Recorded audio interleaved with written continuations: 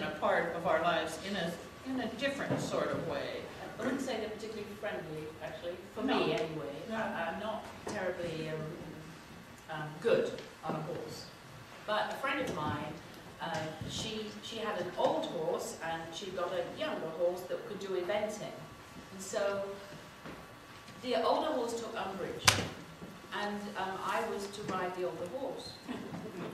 So she said to me, when we go through the kissing gate, now I don't think you have kissing gates in this country, so think of a big U shape made out of, this was made out of sort of wrought iron. And it was big enough to get a horse into. Normally it's just for people. And then there's a sort of a gate that swings across, do it this way, swings across, so that one side of the U is closed off, you go in, and then it swings across, and then you can go out the other side of the U. And it's just to stop cattle and going from one field into the other.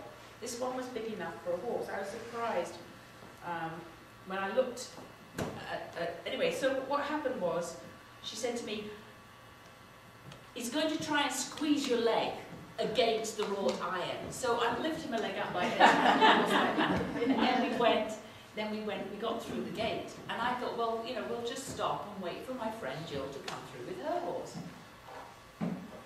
No, the horse had another idea. And it started to walk off, and you pull, don't you? You think, whoa, whoa, whoa. But a bit faster. I can trot. And the next thing I know, we're cantering. Well, I was okay with that. We were cantering towards the beach, but I thought, what the hell is going on? So I sort of tried to look round at my friend, and she's like,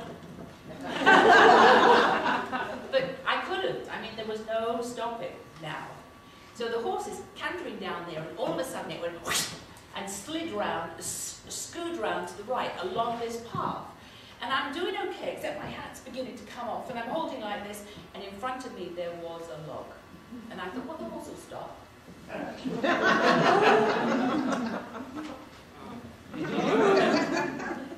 Took off, and I leaned forward. I don't know if you're supposed to do that, but I sort of fell forward on the front of its neck. At the same time, I lost my outside stirrup. And as the horse came down on the other side of the log, I fell off sideways, and I'm now hanging off the side of the horse. You know in the cowboy films, pow, pow, pow, pow.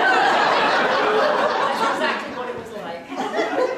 I stayed on until we came to a stop.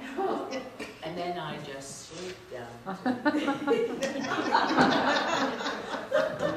So tell me yours. At least you stayed on, Anne. If it had been me, I have this great propensity to either slip, fall, or be thrown off a horse. You know, there's a cowboy adage, put one leg on one side, one leg on the other, and your mind in the middle. My mind's never been in the middle.